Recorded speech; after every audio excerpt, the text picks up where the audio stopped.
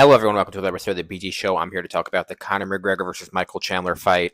Some pretty big news the last 48 hours. As you probably know, the press conference that was supposed to take place last night was canceled, or yesterday in Dublin, Ireland. I was looking forward to it. It was a big deal. I think it was going to be a big deal because Conor, we were hoping we were going to get, a bunch of those one-liners, back from his glory days, and finally get some lead up to this fight. But right now it's looking really rocky. It's not officially canceled, but it's just really, really looking murky. You're not able to buy the pay-per-view anymore. If you try to pre-buy it right now, you're not able to. Just a couple days ago, you were.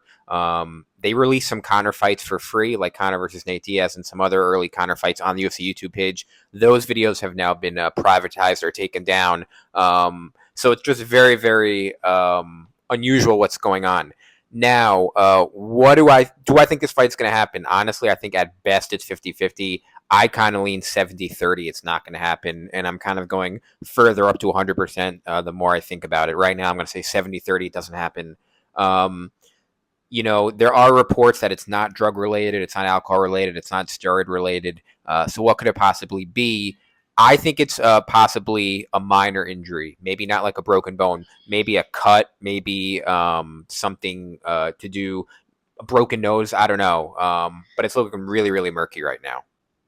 If Conor McGregor did in fact pull out of this fight, I have absolutely no idea what the UFC is going to do. The problem is this card is already pretty mediocre because every Conor card is mediocre intentionally because he gets such a big payout that they don't want to stack the card as much. And quite honestly, he has so many pay-per-view buys that they don't need to stack the card.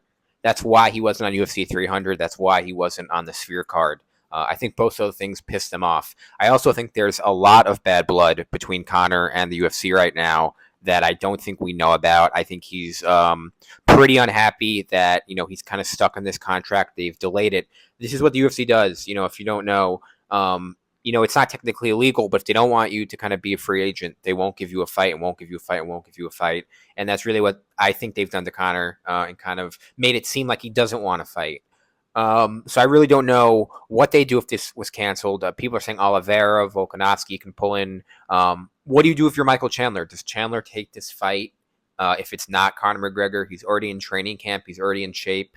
Or does he give up another payday, either one, to wait for Conor, or two, maybe because this fight just isn't worth it for him? Like, why would Chandler fight Oliveira in a non-title fight? It's unlikely Chandler will get to another title fight or even be good enough to get to another title fight. I think he's already 38, so he's in a really, really tough spot. I don't blame him for waiting for this fight. I mean, not only the money he was going to make from the fight, but you talk about the Instagram followers he would have gotten. You talk about the sponsorships he would have gotten just being an American guy, being marketable. He's good, he's good on the mic. He's in very good shape. He's a marketable guy. He's still under 40, so I kind of feel bad for Chandler, but I still think he made the right decision in waiting for this fight because it's not like he was fighting for the title anyway. And he's made a good amount of money. He lives a pretty comfortable life in Tennessee, in Nashville. So I'm still really, really hoping we get this fight. I wanted to bet on it. I thought Conor was going to knock him out regardless of all the partying. But we'll see what happens. As soon as I know more, I'm not like a reporter, but I'm just following it on Twitter and I'll let you guys know. Thanks, guys, for watching. And as always, I'll see you in the next one.